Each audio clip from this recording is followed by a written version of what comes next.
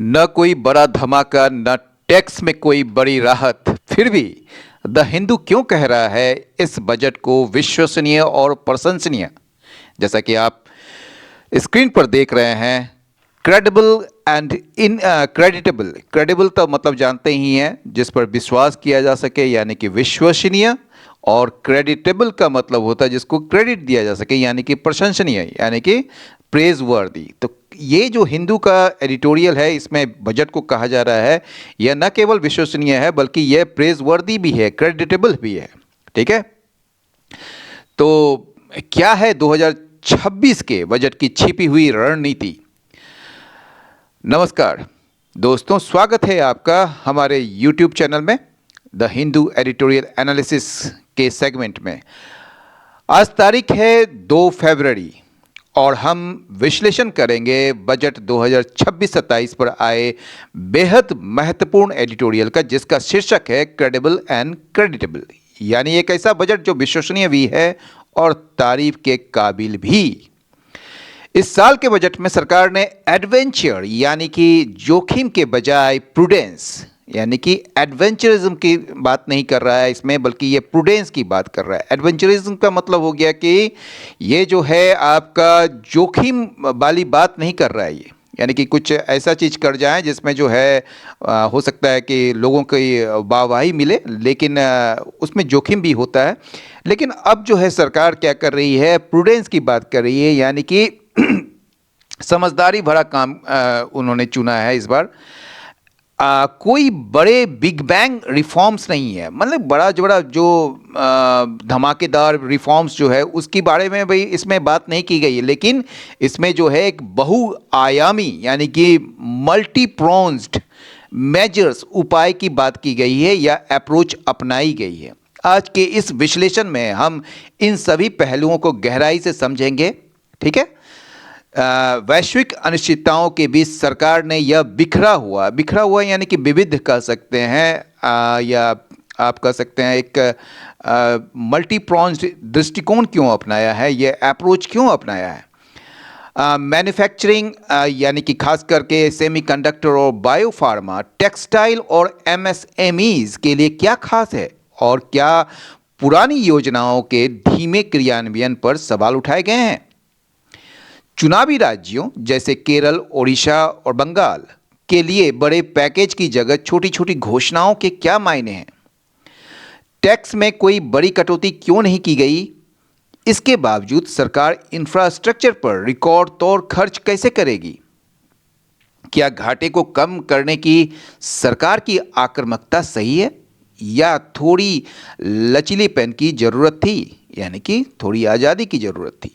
यह बजट उन लोगों को निराश कर सकता है जो मुफ्त की रेवड़ियों या भारी टैक्स छूट की उम्मीद कर रहे थे। लेकिन यह एक जिम्मेदार बजट क्यों है, इसे समझने के लिए इस वीडियो को अंत तक जरूर देखें। तो चलिए शुरू करते हैं आज का एडिटोरियल एनालिसिस, एक एक लाइन को समझते हुए। तो हमने ये आपको बता दिया क्रेडिबल और क्रेडिटेबल का मतलब, यानी कि ये जो है एक विश्वसनीय और क्रेडिटेबल यानी कि प्रशंसनीय बजट है। ये केंद्रीय बजट 2026-27 पर है ना। तो ये जो बजट है इसने क्या किया है, इसने प्रूडेंस को चुना है एडवेंचरिज्म के बजाय, और इसने जो है बड़े धमाकेदार जो सुधार हैं उसके बजाय जो है इसने मल्टी प्रोन्स्ड मेजर्स को अपनाया है, यानी कि बहुआयामी उपाय या बहुआयामी जो एक दृष्टिकोण को अपनाया है इसमें। ठीक है, चलिए शुरू करते हैं फिर से लाइन में। वेयर बजट 2025, जहां बजट जो है 2025 जो था largely dominated by the income tax rate and slab relaxation, है ना। यानी कि यह 2025 जो था वो क्या था, मुख्य रूप से लार्जली मतलब मुख्य रूप से इसमें क्या था कि आयकर दरों और स्लैब में छूट पर केंद्रित था। जो आयकर जो दर है उस पर, और स्लैब आयकर जो स्लैब है उसमें छूट रिलैक्सेशन पे वो जो है मतलब कि उस पर केंद्रित था या डोमिनेटेड था। बजट 2026 जो है हैज़ डन अवे, ठीक है, budget 2026 2026 has done away with big bang measures, ठीक है। तो वहीं बजट 2026 ने बड़े धमाकेदार उपायों को, या आप कह सकते हैं जो एक्शंस जो हैं उसको, उससे किनारा कर लिया, उससे बचा है, ठीक है। यहाँ पर डन अवे का, ऐसे डन अवे विथ का मतलब, डू अवे विथ का मतलब होता खत्म करना, ठीक है, लेकिन उससे किनारा किया है, मतलब उससे अपने आप को बचाया है। उसमें जो है बड़े बड़े वादे या बड़े बड़े जो उपायों या बड़े बड़े जो क्या कहते हैं आपको, धमाकेदार जो रिफॉर्म्स की जो बात की जाती है उससे वो बचा है, ठीक है। और इसने जो है एक बड़ा प्रैग्मेटिक अप्रोच लिया है, ठीक है। Instead, it's scattered shot approach. इसके बजाय जो है ये क्या किया है, इसका स्कैटर शॉट का मतलब होता है क्या, बिखरा हुआ, लेकिन यहाँ पर आप कहिए विविध, अलग अलग जो दृष्टिकोण है, ठीक है ना, approach through various sectoral and issue based measures, जो विभिन्न क्षेत्रों और मुद्दों पर आधारित उपायों के माध्यम से, ठीक है। थ्रू मतलब माध्यम, मतलब कई सारे, वेरियस सेक्टरल मतलब क्षेत्रों, ठीक है ना, कई सारे क्षेत्रों या भिन्न भिन्न क्षेत्रों, और इशू बेस्ड यानी कि मुद्दों पर आधारित उपायों के माध्यम से है, ठीक है ना।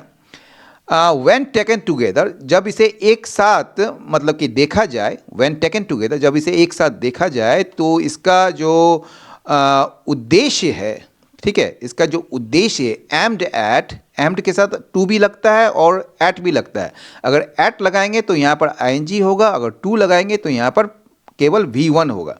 तो aimed at propelling India's growth over the medium term, यानी कि इंडिया का जो ग्रोथ है ओवर द मीडियम टर्म, यानी कि मध्यम अवधि में भारत के विकास, भारत का जो विकास को गति मतलब कि देना है इसका उद्देश्य। Given the level of geo-economic and geo-political uncertainties that the Indian economy faces, this diffused approach, वही scatter shot approach, is likely a more effective policy than targeted big bang announcements would be, ठीक है। यहाँ पर दो चीज़ की तुलना हो रही है, बोल रहा है कि ये जो भारतीय अर्थव्यवस्था है, ठीक है, given the level of Jio economic and Jio political uncertainties, यानी कि जियो इकोनॉमिक यानी कि भू राजनीतिक और क्या कहेंगे आप उसको, भू आर्थिक, ठीक है। ये जो जियो पॉलिटिकल और जियो इकोनॉमिक यानी कि भू आर्थिक और भू राजनीतिक जो अनिश्चितताएं हैं, that the Indian economy faces, जिससे भारतीय अर्थव्यवस्था गुजर रही है, उसको देखते हुए, गिवन का मतलब कंसीडरिंग, ठीक है, उसको देखते हुए दिस डिफ्यूज्ड अप्रोच, ये जो डिफ्यूज्ड का मतलब कि एक तरीके से फैला हुआ, विस्तृत जो एक दृष्टिकोण है, इज लाइकली, संभावना बता रहा है यहाँ पर, is likely a more effective policy, ये संभावित मतलब संभवतः जो है ये कहीं प्रभावकारी या प्रभावी नीति है, किसके अपेक्षा, then targeted big bang announcement, मतलब लक्षित, यानी कि टारगेटेड मतलब लक्षित जो बड़े बड़े या धमाकेदार जो अनाउंसमेंट्स होते हैं, ठीक है, उनके अपेक्षा जो है ये कहीं ज़्यादा इफेक्टिव पॉलिसी होगा या है संभवतः, ठीक है ना, इज लाइकली है ना। This is not the time for further disruption, कह रहा है कि यह समय नहीं है अधिक उथल पुथल लाने की, मतलब कि this is not the time for further disruption. Disruption का मतलब क्या होता है, डिसरप्शन का मतलब होता है डिस्टर्बेंस या problems which interrupt an event, activity और प्रोसेस, यानी कि ऐसा चीज़ जो आपके मतलब कि एक इवेंट में या एक्टिविटी में या प्रोसेस में जो है वो व्यवधान लाता है। तो ये कहना कि यह समय नहीं है, this is not the time for further disruption, ये व्यवधान का, अधिक व्यवधान का या अधिक उथल पुथल का समय नहीं है अभी, यानी कि the economy needs stability, economy यानी कि अर्थव्यवस्था को अभी स्थिरता की ज़रूरत है, न कि मेजर शॉक्स और ड्रास्टिक चेंजेस की ज़रूरत है, यानी कि बहुत ज़्यादा उथल पुथल या बदलाव, एक ड्रास्टिक चेंज की उसकी ज़रूरत नहीं है, बल्कि एक स्टेबिलिटी की ज़रूरत है। तो वही एडिटोरियल के इस लाइन में कहा जा रहा है ना।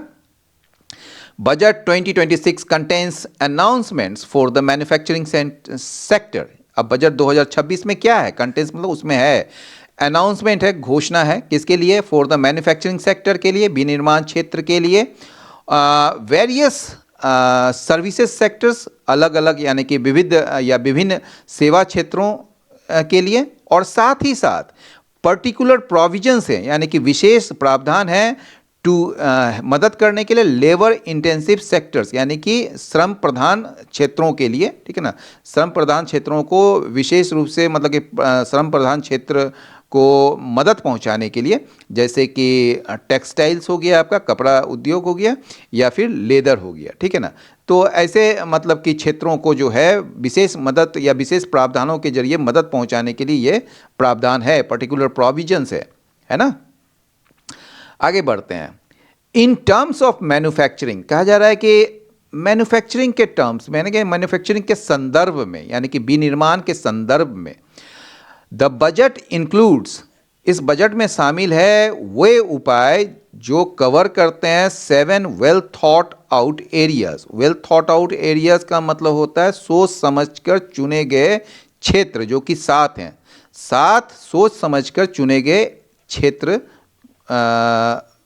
को शामिल किया गया है इस बजट में, मतलब कि the budget includes measures, budget में जो है मतलब कि सोच समझकर चुने गए क्षेत्रों को शामिल करने वाले उपाय हैं। अब वो क्या क्या क्षेत्र हैं? बायोफार्मा है, सेमीकंडक्टर्स है, इलेक्ट्रॉनिक्स है, रेयर अर्थ है, केमिकल्स है, कैपिटल गुड्स है एंड टेक्सटाइल्स है। ये 7 क्षेत्र हैं जिसमें विशेष जो है वो मतलब कि उसको चुने गए हैं, उस उपाय किए गए हैं, ठीक है। तो सेमीकंडक्टर एंड इलेक्ट्रॉनिक्स मैन्युफैक्चरिंग, ये जो बोल रहा है कि सेमीकंडक्टर जो है और इलेक्ट्रॉनिक मैन्युफैक्चरिंग जो है are the few sectors that have gained from the government existing PLI schemes. तो आपका ये पीएलआई के बारे में इसके 3 दिन पहले भी इसके बारे में चर्चा किए थे, पीएलआई स्कीम्स क्या होता है और कैसे इसमें इसके थ्रू जो है मतलब फ़ायदा पहुंचता है, खास करके जो है टेलीकॉम सेक्टर को जो हुआ था। तो 3 दिन पहले का वीडियो देखिएगा आप इसके बारे में, तो पूरा डिटेल में है वो चीज़। तो सेमीकंडक्टर और इलेक्ट्रॉनिक मैन्युफैक्चर जो है, ठीक है ना, वो जो है आर द फ्यू सेक्टर्स, वो उन कुछ क्षेत्रों में से हैं, ठीक है ना, उन कुछ क्षेत्रों में से हैं जिसे या जिन्हें, ठीक है, लाभ प्राप्त हुआ है किस चीज़ से? सरकार का वर्तमान पीएलआई योजना से, ठीक है, उससे इसको लाभ प्राप्त हुआ है ना। अब आगे चलते हैं। ये आज का जो है एक ही एडिटोरियल नहीं है, ऐसे सामान्यतः जो है 2-2 एडिटोरियल होते हैं, लेकिन आज बजट के वजह से सिंगल एक ही एडिटोरियल में पूरा दिया गया है ये चीज़, ठीक है। आज 2 एडिटोरियल हिंदू कवर नहीं कर रहा है, केवल एक ही एडिटोरियल, और वो पूरा यानी कि लंबा होगा ये। द इंडिया सेमीकंडक्टर मिशन 2, अब बोल रहा है ना इंडिया का, भारत का जो सेमीकंडक्टर मिशन जो है 2, ठीक है, and the increased allocation under the electronics component manufacturing scheme are appropriate follow-ups to this। समझ गए आप?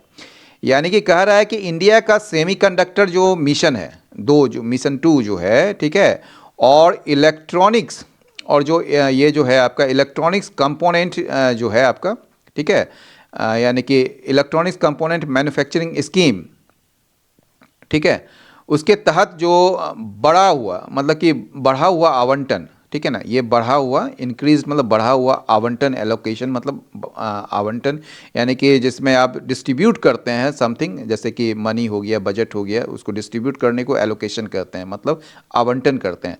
तो ये बढ़ा हुआ जो ये एक तो पहले देख लीजिए सेमीकंडक्टर मिशन 2, और दूसरा जो है इंक्रीज्ड एलोकेशन मतलब बढ़ा हुआ आवंटन किसके तहत है? इलेक्ट्रॉनिक्स कंपोनेंट मैन्युफैक्चरिंग स्कीम के तहत, ठीक है ना। Are appropriate follow ups to this, ये एप्रोप्रिएट फॉलोअप्स है, यानी कि फॉलोअप समझते हैं क्या होता है? फॉलोअप्स होता है सब्सिक्वेंट एक्शन, ठीक है, taken to further a previous action, मतलब पहले वाला एक्शन को आगे बढ़ाने के लिए जो सब्सिक्वेंट एक्शन लिया जाता है, बाद वाला एक्शन, उसको कहते हैं फॉलोअप्स।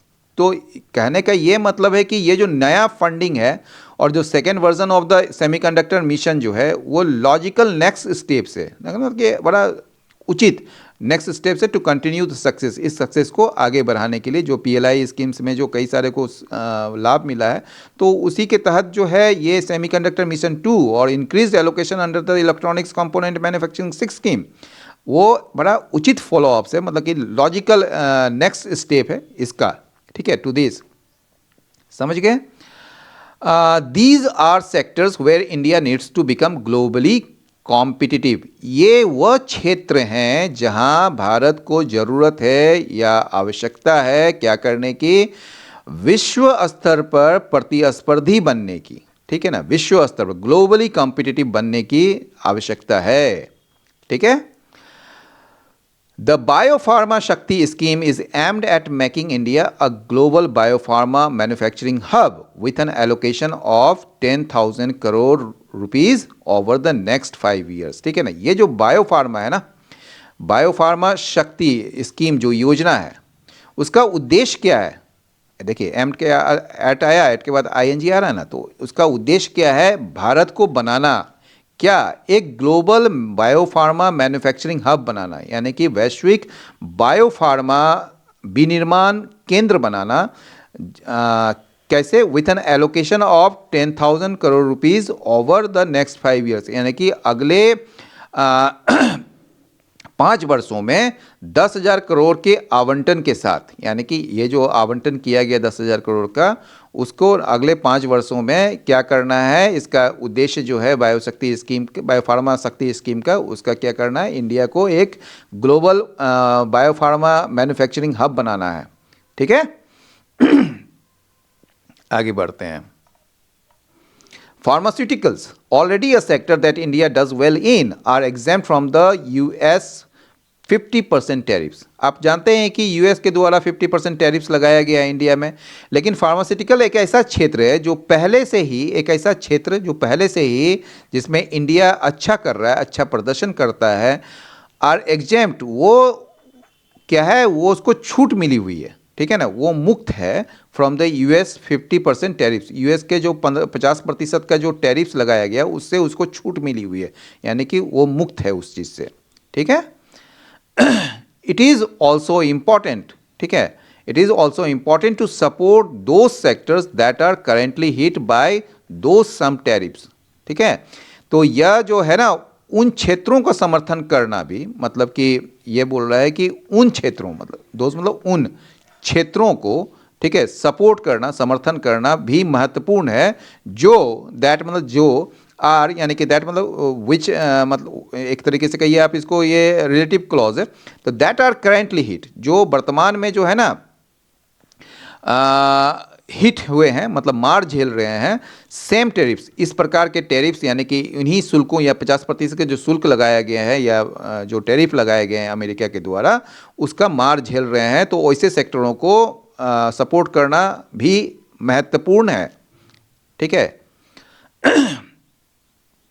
आगे बढ़ते हैं। The national export promotion mission announced in the last budget was implemented only by December 25, ठीक है ना, यानी बोल रहा है कि ये नेशनल एक्सपोर्ट प्रमोशन मिशन जो है, ठीक है ना, यानी कि आप कह सकते हैं राष्ट्रीय निर्यात संवर्धन मिशन, जिसको अनाउंस किया गया था कब, इन द लास्ट बजट में, पिछले बजट में, उसको इम्प्लीमेंट किया गया कब, ओनली बाय दिसंबर 2025, यानी कि दिसंबर 2025 में इसको लागू किया गया, ठीक है ना, मतलब कि 2025 तक ही लागू किया गया। 9 months into the financial year, यानी कि वित्तीय वर्ष का 9 महीने बीत जाने के बाद, ठीक है ना, 9 महीने बीत जाने के बाद इसको मतलब कि इम्प्लीमेंट किया गया।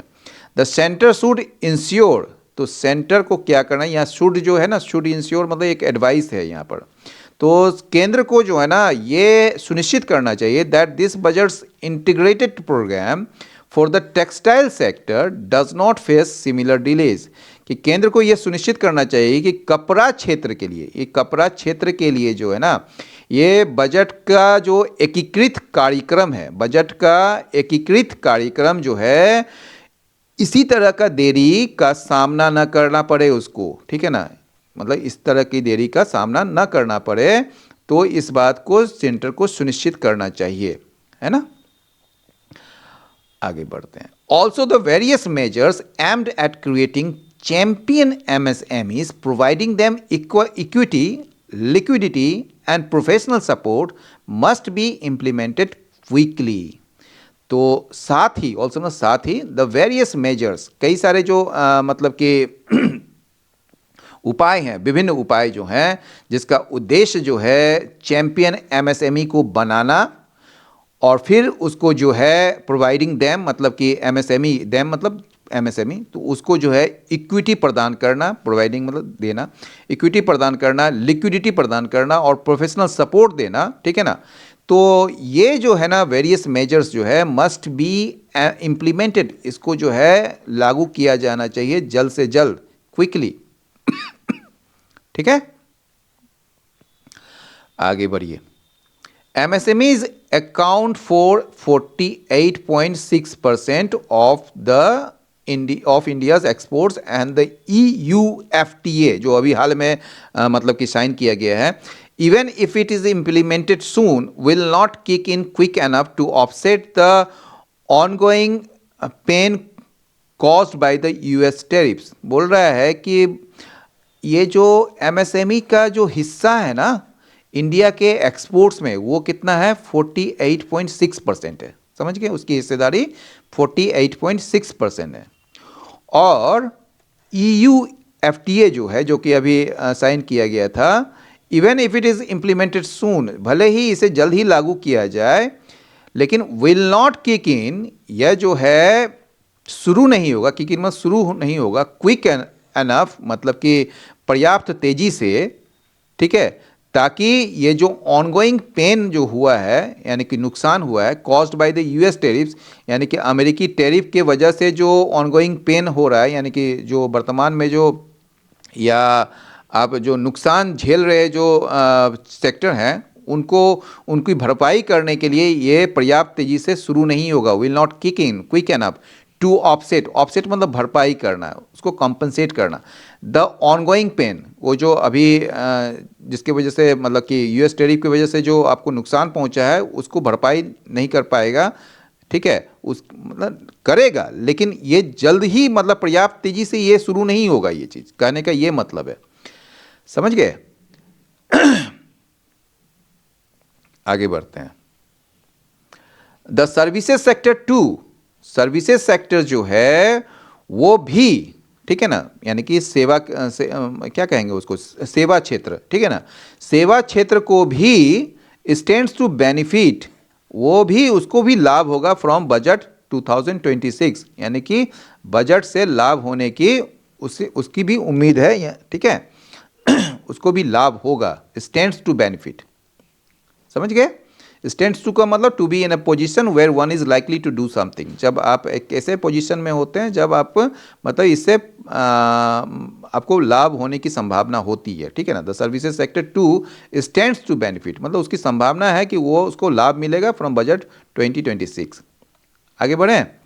High powered education to employment and enterprise standing committee announced by the finance minister should get off the ground soon, should get off the ground का मतलब शुरू होना चाहिए, ठीक है ना।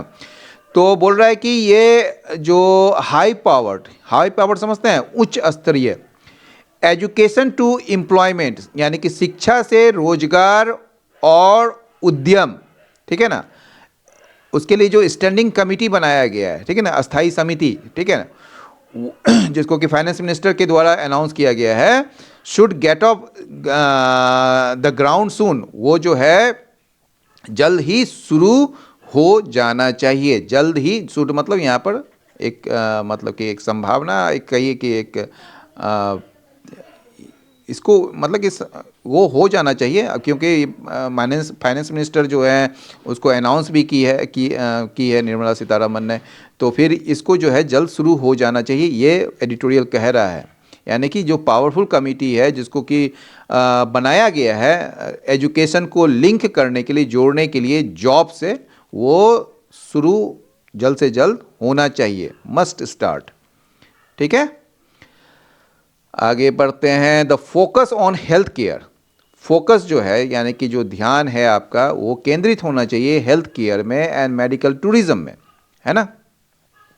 तो फोकस जो है, जो ध्यान जो है वो किस पर है, हेल्थ केयर यानी कि स्वास्थ्य देखभाल और मेडिकल टूरिज्म पर है, यानी कि चिकित्सा पर्यटन पर जो ध्यान जो केंद्रित करना।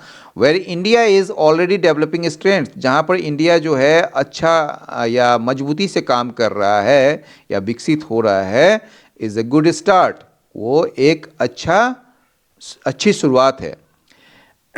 इन keeping with the budgets multi pronged approach, ठीक है ना। इन कीपिंग विथ का मतलब समझते हैं। इन कीपिंग विथ का जो मतलब होता है, उसका मतलब होता है इन एग्रीमेंट और हार्मनी विथ। इन एग्रीमेंट और हार्मनी विथ मतलब उसके अनुरूप, समझ गए। तो ये बोल रहा है कि in keeping with the budgets in keeping with the budgets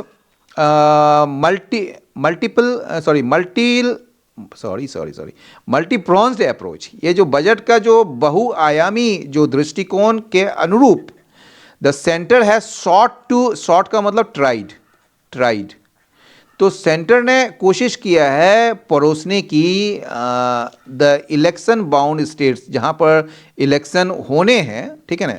election bound का मतलब जहाँ पर इलेक्शन होने हैं वैसे राज्यों को सर्व करने के लिए या कैटर करने के लिए कोशिश किया है दिस ईयर, इस साल, थ्रू सेवरल स्मॉलर अनाउंसमेंट, कई सारे छोटे छोटे अनाउंसमेंट के माध्यम से उसको सर्व करने की कोशिश की है। सच एज जैसे कि जैसे डेडिकेटेड मतलब समर्पित, rare earth corridors to benefit Odisha, Kerala, Andhra Pradesh and Tamil Nadu, यानी कि उड़ीसा हो गया, केरल हो गया, आंध्र प्रदेश हो गया और तमिलनाडु को लाभ पहुंचाने के लिए एक समर्पित रेयर अर्थ कॉरिडोर्स को बनाना, ठीक है। दूसरा क्या है, a coconut promotion scheme, promotion मतलब संवर्धन कहिए इसको, कोकोनट मतलब जानते ही हैं, यानी कि नारियल, संवर्धन योजना स्कीम फॉर केरला के लिए बनाया गया है। An integrated east coast industrial corridor for West Bengal, और वेस्ट बंगाल के लिए क्या है, यानी कि पश्चिम बंगाल के लिए जो है वो क्या किया गया है, एक एकीकृत पूर्वी तट, यानी कि ये पूर्वी तट इंडस्ट्रियल कॉरिडोर बनाया गया है, मतलब उसकी बनाने की योजना है। And the first of the new national waterways, और ये मतलब कि वाटरवेज तो समझते ही हैं, जलमार्ग, तो नया जो एक न्यू मतलब नया नेशनल राष्ट्रीय वाटरवेज जलमार्ग, तो नया राष्ट्रीय जलमार्ग ठीक है का जो मतलब पहला नया मतलब फर्स्ट ऑफ मतलब पहला नया नेशनल वाटरवेज जो है की शुरुआत या शुरू होने वाला है वो उड़ीसा में, टू बिगिन इन उड़ीसा, ठीक है। रादर देन, तो यहाँ पर देखिए ये यहाँ तक जो है ना, ये देखिए पैरेंथेसिस है ना, ये बता रहा है एडिशनल इन्फॉर्मेशन, ये स्मॉलर अनाउंसमेंट किया है। अनाउंसमेंट क्या है, एक तो डेडिकेटेड रेयर अर्थ कॉरिडोर्स बनाना यहाँ पर उड़ीसा, केरला, आंध्र प्रदेश और तमिलनाडु में, कोकोनट प्रमोशन करण स्कीम केरला के लिए, integrated east coast industrial corridor West Bengal के लिए, and the first of the new national waterways to begin in Orissa, Orissa में जो है पहला नेशनल वाटरवेज जो है वो शुरुआत होगी उसकी, ठीक है। ये सब जो अनाउंसमेंट है, तो इसके माध्यम से rather than through the consolidated packages of the past, इसके बजाय कि अतीत के जो कॉन्सोलिडेटेड मतलब बड़े बड़े जो पैकेजेस जो थे उसके बजाय इसने छोटे छोटे अनाउंसमेंट किए हैं। कॉन्सोलिडेटेड का मतलब यहाँ का जो मतलब है, कॉन्सोलिडेटेड का मतलब होता क्या, मतलब एक समेकित मतलब कि एक इकट्ठा किया हुआ, तो उसके बजाय जो है ना इसने छोटे छोटे अनाउंसमेंट किए हैं, ठीक है। अब ये पहला पैराग्राफ हुआ। अब दूसरा पैराग्राफ में आते हैं। As for the centre's finances, जहाँ तक as for the centre's finances, तो एज फॉर मतलब रिगार्डिंग कहिए या मतलब कि उसके बारे में कहा जा रहा है, तो एज फॉर मतलब जहाँ तक सेंटर की फाइनेंस की बात है, यानी कि केंद्र के वित्त की बात है या वित्त का सवाल है, budget 2026 offers a mix of expenditure enthusiasm and revenue sovereignty, ठीक है। तो ये जो आपका सेंटर जो मतलब कि बजट 2026 जो है वो पेश करता है या प्रस्तुत करता है व्यय के उत्साह, एक्सपेंडिचर इंथुसियाज्म, अब एक्सपेंडिचर इंथुसियाज्म का मतलब समझिए, यानी कि गवर्नमेंट जो है ना वो एक्साइटेड है टू स्पेंड मनी, ठीक है, उसी को कहते हैं expenditure push, sorry expenditure enthusiasm. And revenue, revenue sovereignty, लेकिन ये रेवेन्यू को लेकर यानी कि जो राजस्व जो इनकम है ना भैया, तो बट वेरी केयरफुल, गवर्नमेंट जो है ना बहुत केयरफुल है, रियलिस्टिक है about how much money it will earn, कि कितना मनी जो है ये कमाएगा या कितना मनी ये इकट्ठा करेगा। तो इसके लिए दोनों चीज़ यहाँ पर ये बात कर रही है कि एक्सपेंडिचर भी करेंगे बहुत ज़्यादा, दिल खोल कर करेंगे, लेकिन हमें जो है कितना पैसा आ रहा है उसके लिए भी जो है ये बजट 2026 ये एक मिक्स ऑफ एक्सपेंडिचर इंथुसियाज्म और रेवेन्यू सोवराइटी प्रदान करता है। समझ गए बात को? सोबराइटी का मतलब होता है सीरियसनेस, ठीक है, मतलब सोबर सीरियस, समझ गए, रियलिस्टिक कह सकते हैं, कंजर्वेटिव भी कह सकते हैं। द कैपिटल एक्सपेंडिचर पुश, ठीक है, कैपिटल एक्सपेंडिचर पुश, पुश मतलब बढ़ाना, बढ़ावा देना। ये जो कैपिटल एक्सपेंडिचर को जो बढ़ावा जो है specially with regard to infrastructure creation, विशेषकर जो है किसके संबंध में, विथ रिगार्ड टू मतलब किस संबंध में, इंफ्रास्ट्रक्चर क्रिएशन के संबंध में, यानी कि विनिर्माण या बुनियादी ढांचे के निर्माण के संबंध में, विनिर्माण कहिए या बुनियादी ढांचे के, विनिर्माण नहीं कहिए, इंफ्रास्ट्रक्चर बुनियादी ढांचा ही कहिए, तो बुनियादी ढांचे के क्रिएशन मतलब कि उसके निर्माण के संबंध में जो एक्सपेंडिचर पुश है, उसको जो खर्च को बढ़ावा देने का, पूंजीगत व्यय को बढ़ावा देने का जो काम है, ठीक है, हैज़ कंटिन्यूड, वो जारी है, ठीक है, वो जारी है, पहले भी था अभी भी जारी है। Perhaps in reaction to the realization that current conditions do not encourage private investment, शायद इस एहसास की प्रतिक्रिया में, रिएक्शन मतलब प्रतिक्रिया और रियलाइजेशन मतलब एहसास, तो इस एहसास की प्रतिक्रिया में शायद, perhaps मतलब शायद, दैट करंट कंडीशन के मौजूदा हालात जो है ना वो क्या करता है, निवेश को प्राइवेट मतलब कि निजी निवेश को, प्राइवेट मतलब निजी, इन्वेस्टमेंट मतलब निवेश, तो निजी निवेश को ये प्रोत्साहित नहीं करता है, तो इसलिए कैपिटल एक्सपेंडिचर पुश जो है वो अभी भी चालू है, वो अभी भी जारी है। समझ गए?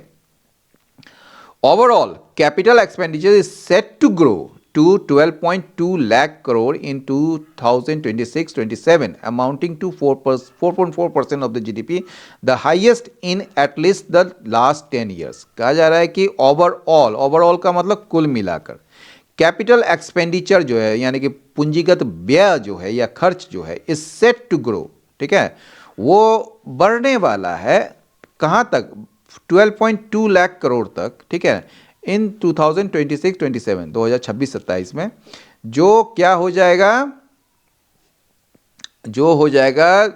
मतलब कि अमाउंटिंग टू, यानी कि जो सकल घरेलू उत्पाद का यानी कि जीडीपी का 4.4% होगा, ठीक है ना, the highest in at least the last 10 years. कह रहा है कि ये जो है कम से कम, एटलीस्ट में कम से कम पिछले 10 सालों में सबसे ज़्यादा है, सबसे अधिक है ना। दिस इंक्लूड्स, इसमें शामिल है, इसमें क्या शामिल है, the announcement of dedicated freight corridors, यानी कि इसमें क्या शामिल है, इसमें अनाउंसमेंट में ये शामिल है घोषणा किस चीज़ का, डेडिकेटेड समर्पित फ्रेट कॉरिडोर्स। फ्रेट कॉरिडोर्स मतलब क्या होता है, माल ढुलाई जिसमें की जाती है, उसके लिए जो एक ट्रेन बना रहे हैं, ठीक है ना, मतलब कि उसका ट्रेन का जो एक ट्रैक, रेलवे ट्रैक्स जो खड़ा किया जा रहा है, स्पेशल रेलवे ट्रैक्स, तो वो फ्रेट कॉरिडोर्स कहलाता है। तो डेडिकेटेड फ्रेट कॉरिडोर्स का घोषणा है, और क्या है, ट्रेनिंग इंस्टीट्यूट्स की भी घोषणा है, किसके लिए, for the man power needed, जो आवश्यक है, यानी कि मैन पावर की जो आवश्यक है, यानी कि जनशक्ति जिसको कह सकते हैं, तो जो मैन पावर की आवश्यकता है उसके लिए ट्रेनिंग इंस्टीट्यूट यानी कि प्रशिक्षण संस्थानों की घोषणा भी इसमें शामिल है। दीज रेल कॉरिडोर्स, देखें रेल कॉरिडोर्स है ना, ये जो रेल कॉरिडोर्स हैं, ठीक है, आपका ये जो रेल कॉरिडोर्स है वो क्या है, मतलब कि are also to be supplemented, supplemented मतलब पूरक होना, मतलब ये तो है ही, उसके अलावा दूसरा चीज़ भी होगा, तो are to be supplemented by a coastal cargo promotion scheme to incentivize increasing the share of inland waterways and coastal shipping। यानी कि ये जो रेल गलियारे हैं, यानी कि रेल कॉरिडोर्स, जिसको कि आपको फ्रेट कॉरिडोर्स कह सकते हैं आप, are also to be supplemented. ठीक है ना, उसको किसके द्वारा सप्लीमेंटेड किया जाना है? उसको जो है एक तरीके से बाय कोस्टल कार्गो। कोस्टल मतलब तटीय। ठीक है,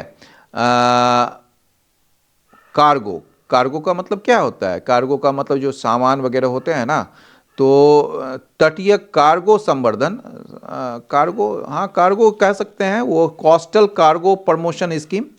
ये जो माल वगैरह जो भेजते हैं आप बड़े बड़े जहाज़ों से, पानी के जहाज़ों से, उसको कोस्टल कार्गो कहा जाता है। तो ये जो कोस्टल कार्गो प्रमोशन स्कीम है सरकार की, उसके द्वारा सप्लीमेंट किया जाना है। मतलब ये रेल कॉरिडोर्स तो होगा ही होगा, साथ ही साथ जो है कोस्टल कार्गो प्रमोशन स्कीम भी लाए जाएंगे, ये लाने की योजना है, ताकि इंसेंटिवाइज कर सके, प्रोत्साहित कर सके। इंसेंटिवाइज करना, प्रोत्साहित कर सके। क्या प्रोत्साहित करना है? Increasing the share of inland waterways, यानी कि इनलैंड मतलब अंतर्देशीय, ठीक है, वाटरवेज मतलब जलमार्ग, एंड कोस्टल शिपिंग और तटीय शिपिंग, यानी कि इनलैंड वाटरवेज और कोस्टल शिपिंग का जो शेयर है, जो हिस्सा है, उसको बढ़ाने के लिए प्रोत्साहन दे सके या प्रोत्साहित किया जा सके। समझ गए? यानी कि अलॉन्ग विथ ट्रेन, यानी कि ट्रेन के साथ साथ the government wants to encourage moving goods by water through a new scheme, यानी कि एक नए स्कीम से जल के माध्यम से, चाहे वो रिवर हो या सी कोस्ट हो, उसके माध्यम से सामानों को भेजना के लिए जो है वो इनकरेज करना चाहती है। समझ गए?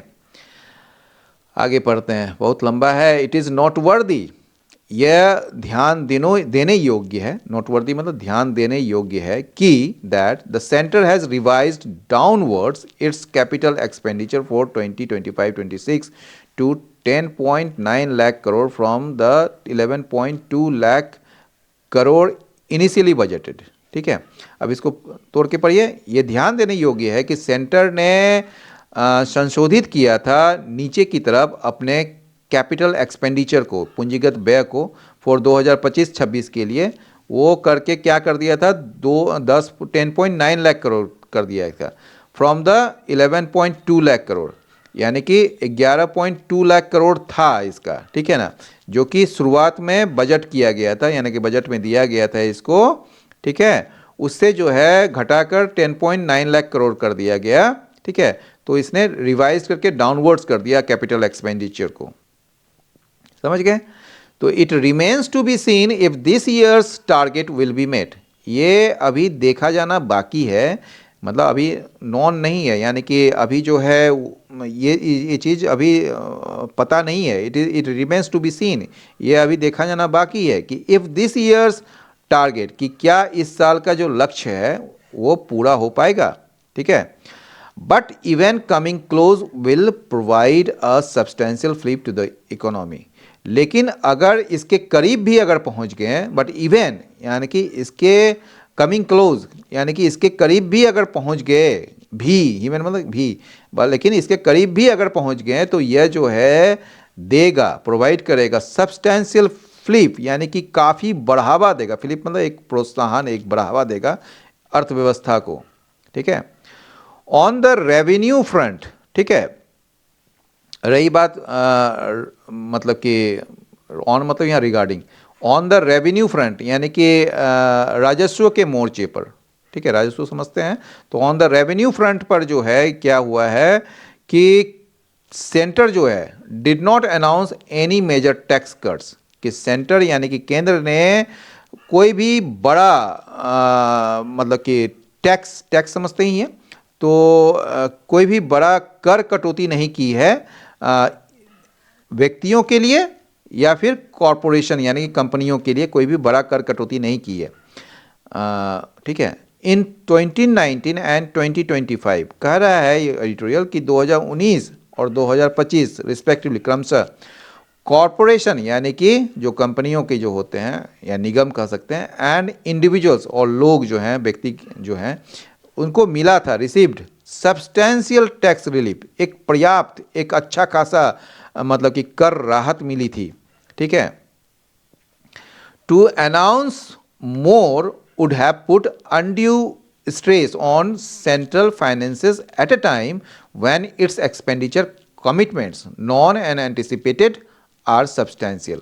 यानी कि क्या कर रहा है कि ये जो बोल रहा है कि टू अनाउंस यानी कि घोषणा करना, मोर और ज़्यादा टैक्स राहत का, ठीक है ना, और ज़्यादा मतलब कि अधिक राहत का और ज़्यादा घोषणा करना, तो इससे क्या होगा, would have put undue stress, इससे जो है ना अनुचित दबाव डलता ऑन सेंट्रल फाइनेंसेस पर, यानी कि केंद्रीय वित्त पर एक अनुचित दबाव डलता, अनड्यू मतलब अनुचित, स्ट्रेस मतलब दबाव डलता, एट ए टाइम एक ऐसे समय में जब इसका जो एक्सपेंडिचर कमिटमेंट्स है, यानी कि जो खर्च को लेकर जो प्रतिबद्धताएं हैं, चाहे वो ज्ञात हो या नॉन हो या फिर अनुमानित हो, ठीक है ना, या प्रत्याशित हो, आर सब्सटेंशियल, वो काफ़ी ज़्यादा है, ठीक है।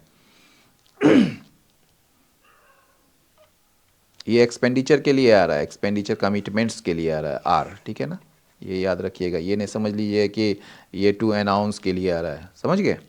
However while direct tax have, यहाँ देखिए दो इस चीज़ की बात हो रही है, हाउएवर का भी और आपको वाइल का भी है। तो यहाँ जो कहने का मतलब है कि यहाँ पर एक कॉन्ट्रास्ट डाल रहे हैं आप, ठीक है, एक कॉन्ट्रास्ट डाल रहे हैं जिसमें जो है ये कह रहा है कि हालांकि अब बोल रहा है जबकि, वाइल मतलब यहाँ जबकि, डायरेक्ट टैक्सेस हैव लार्जली, यानी कि मुख्य रूप से, रिसीव्ड प्रोसीजरल इम्प्रूवमेंट्स, यानी कि प्रत्यक्ष जो कर हैं, ठीक है, उसमें मुख्य रूप से प्रक्रियात्मक सुधार मतलब हुए हैं, रिसीव्ड मतलब किया है, मतलब उसमें हुए हैं। The budget has included a sleeve of indirect tax relaxation for the promotion of marine, leather and textile products exports, ठीक है। तो बोल रहा है कि हालांकि जो है, हालांकि जबकि डायरेक्ट टैक्सेस जो हैं उसमें मतलब कि प्रोसीजरल इम्प्रूवमेंट्स मुख्य रूप से हुए हैं, लेकिन ये जो बजट है उसमें जो है शामिल किया गया है अ स्लीव ऑफ, स्लीव ऑफ का मतलब होता है लार्ज अमाउंट ऑफ, ठीक है ना, ये लार्ज अमाउंट कहिए या उसको, हाँ लार्ज नंबर कहिए, लार्ज नंबर ऑफ या sleeve of indirect tax relaxation, यानी कि अप्रत्यक्ष कर में जो छूट, ठीक है ना, आप समझ रहे हैं, ये रिलैक्सेशन का मतलब छूट होता है, ठीक है।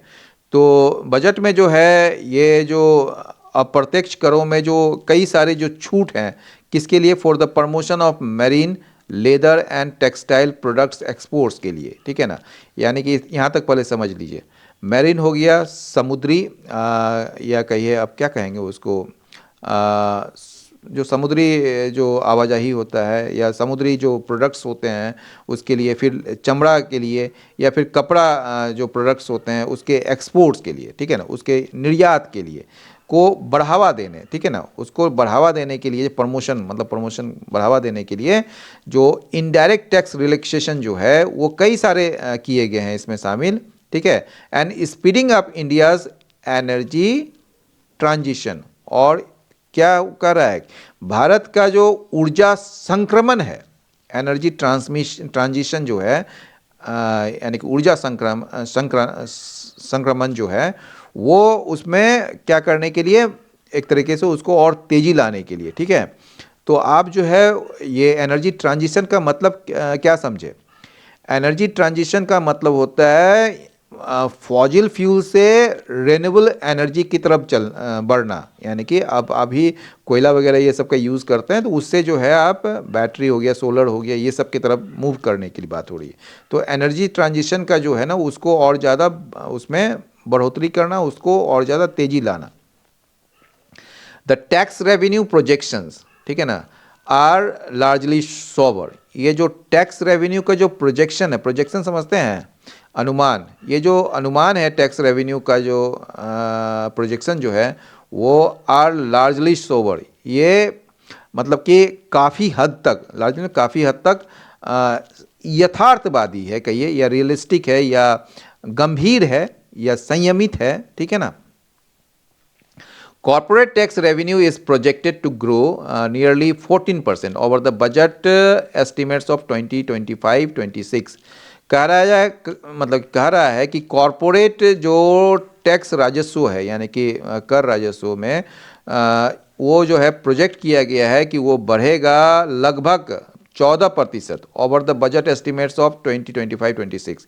यानी कि बोल रहा है ये 2025-26 के बजट अनुमान जो थे, ठीक है ना, उसकी तुलना में ये लगभग 14% इसमें बढ़ोतरी होनी है, ठीक है, वो होगा।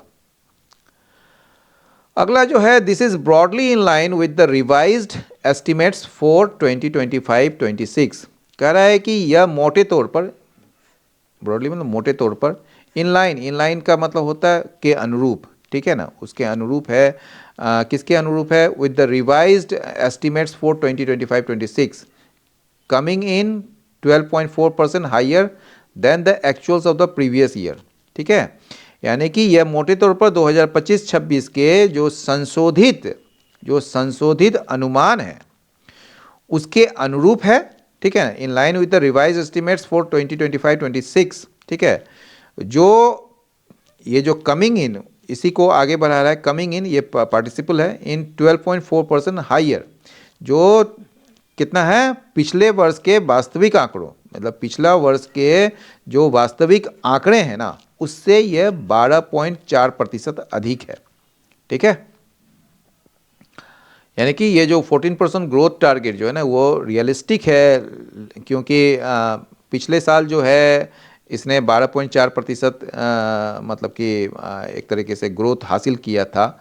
तो वही बोल रहा है कि ये मोटे तौर पर ये अनुरूप है रिवाइज एस्टिमेट्स फॉर 2025-26 का। 2025-26 में जो वित्तीय वर्ष था उसके जो संशोधित अनुमान जो थे उसके अनुरूप ही है ये, जो कि 12.4% ज़्यादा है प्रीवियस ईयर के जो वास्तविक आंकड़े हैं उसके तुलना में, ठीक है। आगे बढ़ते हैं, है ना लंबा। इनकम टैक्स, अब कह रहा है कि इनकम टैक्स रेवेन्यू जो है has been budgeted to grow 1.9% over the BE. BE मतलब क्या होता है? बजट एक्सपेंडिचर, ठीक है ना। तो बजट एक्सपेंडिचर ने कहिए, बजट एस्टिमेट्स कहिए, बजट एस्टिमेट्स, ठीक है। इनकम टैक्स जो रेवेन्यू है यानी कि जो आयकर राजस्व जो है, ठीक है, हैज़ बीन बजटेड, उसको जो है ना बजट उसका बनाया गया है to grow 1.9% over the BE, यानी कि बजट एस्टिमेट्स ऑफ 2025-26। यानी कि 2025-26 का जो बजट एस्टिमेट था, बजट अनुमान था, उससे 1.9% ज़्यादा मतलब कि इनकम टैक्स रेवेन्यू बढ़ेगा, ऐसा बजट में मतलब कि बनाया गया है। Unexpected outcome following last budget substantial rate relaxation, यानी कि ये क्या है? पिछले बजट यानी कि जो पिछला बजट का जो सब्सटेंशियल मतलब पर्याप्त दर में जो छूट दी गई थी उसके बाद यह अपेक्षित परिणाम है। अनएक्सपेक्टेड आउटकम, ये एक एक्सपेक्टेड मतलब कि क्या कहेंगे, अप्रत्याशित तो नहीं कहेंगे इसको, वो अनएक्सपेक्टेड होता है। एक्सपेक्टेड मतलब प्रत्याशित, या आप कह सकते हैं इसको अपेक्षित कह सकते हैं। ये अपेक्षित परिणाम है किस चीज़ का? Following last budgets substantial rate relaxation, यानी कि पिछले बजट में जो अच्छा खासा रेट रिलैक्सेशन किया गया था, छूट दी गई थी, उसके बाद जो है यह एक अपेक्षित परिणाम है, यानी कि 1.9% ज़्यादा होना, ठीक है। Gross GST revenue has been projected to contract, ये बोल रहा है कॉन्ट्रैक्ट मतलब कम होना। तो ग्रॉस जीएसटी रेवेन्यू, ग्रॉस का मतलब सकल होता है, और जीएसटी रेवेन्यू तो जानते ही हैं।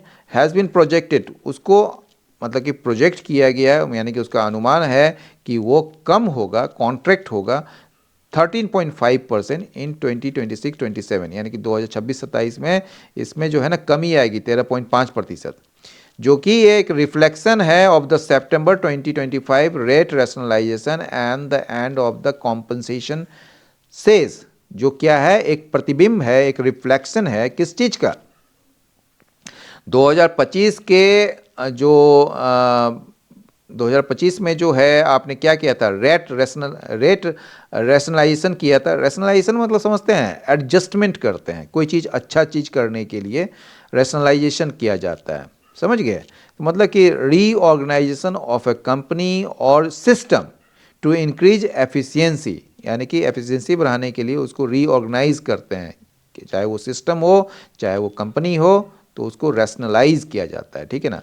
तो ये रिफ्लेक्शन है सितंबर 2025 का रेट रैशनलाइजेशन का, और end of the compensation cess, और जो कॉम्पनसेशन सेस है, ठीक है। कॉम्पनसेशन सेस क्या, कॉम्पनसेशन मतलब मुआवजा, और सेस मतलब बताए ही थे 2 दिन पहले के वीडियो में, उपकर, यानी कि tax on tax.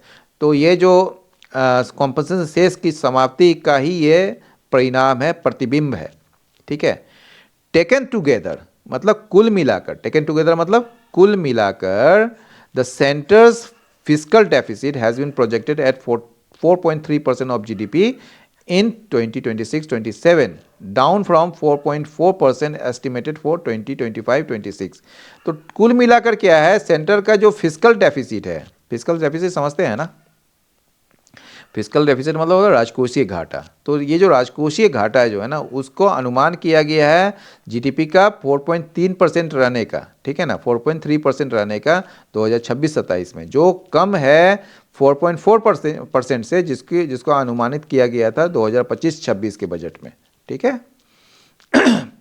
While the centre's fiscal consolidation, ठीक है, सेंटर का जो फिस्कल कंसोलिडेशन है पाथ जो है, सिंस द कोविड-19 पैंडेमिक, यानी कि कोविड-19 महामारी के बाद जो सेंटर का मतलब राजकोषीय समेकन जो पथ है, जो रास्ता है, वो क्या रहा है, हैज़ बीन एडमायरेबल, वो बड़ा प्रशंसनीय रहा है।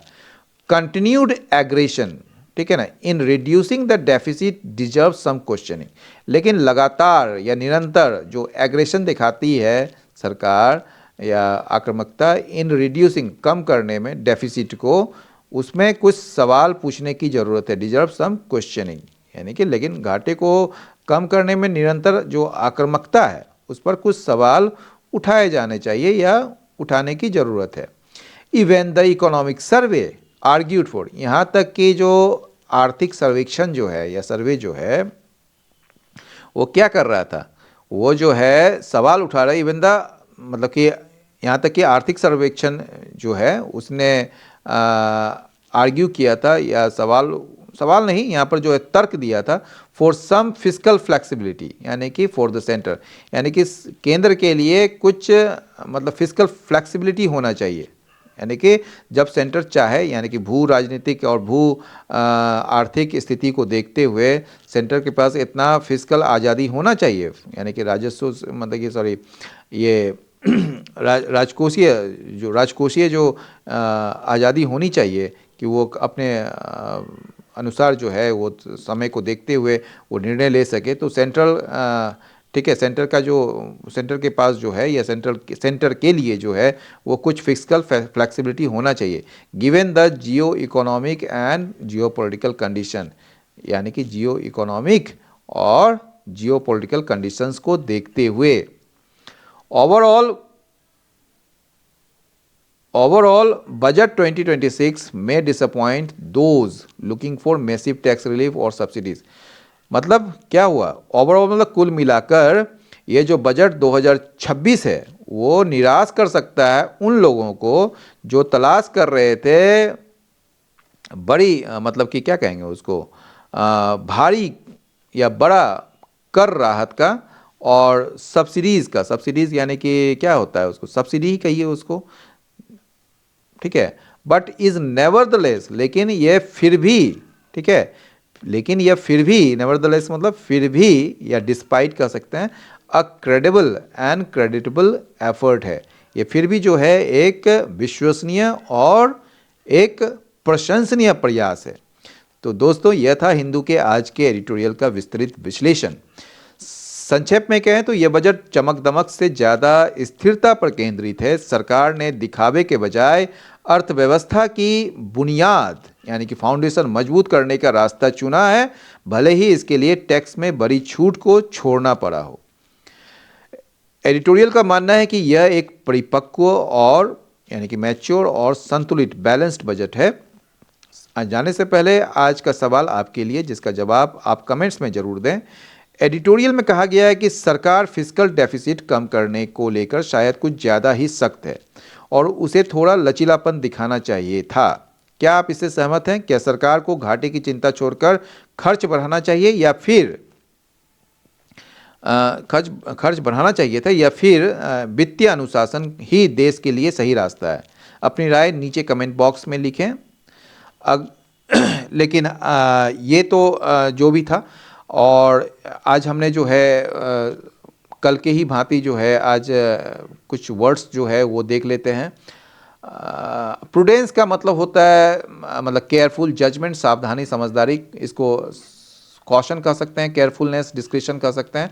इसका एंटो हो जाएगा रेकलेसनेस, एडवेंचरिज्म या इम्पल्सिवनेस। एडवेंचरिज्म का मतलब साहसिक जोखिम भरे कदम उठाने की प्रवृत्ति जो होती है। रिस्क टेकिंग, रेकलेसनेस या फिर बोल्डनेस, इसका एंटो हो जाएगा कॉशन, प्रूडेंस या कंजर्वेटिज्म। ठीक है। मल्टीप्रोन्स्ड का जो मतलब होता है बहुआयामी, कई दिशाओं से होने वाला, मल्टीफैसेटेड या मल्टी डायमेंशनल या वेरिड, इसका एंटो हो जाएगा सिंगल फोकस्ड या वन साइडेड। बिग बैंग मतलब अचानक बड़ा या परिवर्तन या बड़े पैमाने पर जो बड़ा जो घोषणा करते हैं उसको होते हैं बिग बैंग। तो रेडिकल या स्वीपिंग या रिवोल्यूशनरी, इसका एंटो हो जाएगा gradual, incremental, modest. Scatter shot का मतलब होता है वाइड स्प्रेड, मतलब कि कई बट नॉट प्रिसाइसली टारगेटेड, मतलब बिखरा हुआ नहीं कहिए, एक बहुत अच्छा नहीं लगता है बिखरा हुआ, लेकिन फिर भी बिखरा हुआ ही इसका लिटरल मीनिंग हो सकता है, लेकिन इसको कहिए आप व्यापक कहिए, ठीक है ना। डिफ्यूज या विस्तृत कहिए। रैंडम या इनडिस्क्रिमिनेट, इसका एंटो हो जाएगा टारगेटेड, फोकस्ड या प्रिसाइज। डिफ्यूज मतलब फैला हुआ या विस्तृत, यानी कि डिस्पर्स्ड, स्कैटर्ड या स्प्रेड, इसका एंटो हो जाएगा कॉन्सेंट्रेटेड, फोकस्ड या सेंट्रलाइज्ड। जियो इकोनॉमिक का मतलब जो है relating to the influence of economics on international politics and relation, ये होता है इकोनॉमिक, जियो पॉलिटिकल या ट्रेड पॉलिटिकल, इसका एंटो, इसका रेयर टर्म है, नो डायरेक्ट कॉमन एंटोनिम्स होगा। या जियो पॉलिटिकल जो होता है relating to politics specially international relation as influenced by geography, यानी कि भू राजनीतिक से प्रभावित राजनीति, भूगोल से प्रभावित राजनीति, यानी कि स्ट्रेटेजिक या फिर इंटरनेशनल पॉलिटिक्स। इसका एंटो हो जाएगा डोमेस्टिक, लोकल या इंटरनल। लेबर इंटेंसिव, जहाँ पर लेबर का खपत ज़्यादा हो, यानी कि वर्कर हैवी या एम्प्लॉयमेंट इंटेंसिव, इसका एंटो हो जाएगा कैपिटल इंटेंसिव, ऑटोमेटेड या फिर मशीन हैवी। पीएलआई स्कीम्स बताए ही थे उस दिन, प्रोडक्शन लिंक्ड इंसेंटिव स्कीम्स होता है, उत्पादन से जुड़ी प्रोत्साहन योजनाएं। आउटपुट बेस्ड इंसेंटिव्स या मैन्युफैक्चरिंग रिबेट्स, और इसका कोई डायरेक्ट एंटोनिम्स नहीं है। फिस्कल डेफिसिट जो होता है वो राजकोषीय घाटा, यानी the difference when government spending exceeds its revenue, यानी कि जितना वो कमाती है उससे ज़्यादा खर्च करती है तो उसके बीच का अंतर को राजकीय मतलब कि घाटा कहते हैं। बजट डेफिसिट या रेवेन्यू शॉर्टफॉल कह सकते हैं। इसका एंटो हो जाएगा फिस्कल सरप्लस या बजट सरप्लस। कैपिटल एक्सपेंडिचर मतलब पूंजीगत व्यय, कैपेक्स कह सकते हैं, इन्वेस्टमेंट कह सकते हैं, इन्वेस्टमेंट स्पेंडिंग कह सकते हैं। और इसका एंटो हो जाएगा रेवेन्यू एक्सपेंडिचर या फिर रिकरेंट स्पेंडिंग। सोबराइटी का मतलब होता है संयम, गंभीरता, यथार्थवाद, रिस्ट्रेंट, मॉडरेशन, टेम्परेंस। एंटो हो जाएगा एक्स्ट्रावेगेंस, एक्सेस, ओवर ऑप्टिमिज्म। और कंसोलिडेशन का मतलब होता है आपका process of reducing fiscal deficit and stabilising finances over time, मतलब कि फिस्कल डेफिसिट को कम करने की प्रक्रिया और जो वित्त है, फाइनेंस है, आने वाले समय में या समय पर उसको स्थिर करने का जो प्रक्रिया है उसको कंसोलिडेशन कहते हैं, राजकोषीय समेकन। ठीक है, इसको टाइटनिंग भी कह सकते हैं, डिसिप्लिन भी कह सकते हैं, रिडक्शन भी कह सकते हैं। और इसका एंटो हो जाएगा एक्सपेंशन, रिलैक्सेशन, लूजनिंग। ओके। और लास्ट शब्द है फिलिप का मतलब होता है स्टिमुलस और बूस्ट, बढ़ावा या प्रोत्साहन। बूस्ट, स्टिमुलस, स्पर, इसका एंटो हो जाएगा सेटबैक, ड्रैग, हिंड्रेंस। तो अगर आपको आज का यह विश्लेषण और लाइन बाय लाइन एक्सप्लेनेशन पसंद आया तो वीडियो को लाइक करना ना भूलें। इससे हमें ऐसे ही और वीडियो बनाने का प्रोत्साहन मिलता है। अगर आप चैनल पर नए हैं तो सब्सक्राइब बटन दबाएं और बेल आइकन को क्लिक करें ताकि कल सुबह का एडिटोरियल आप मिस न करें।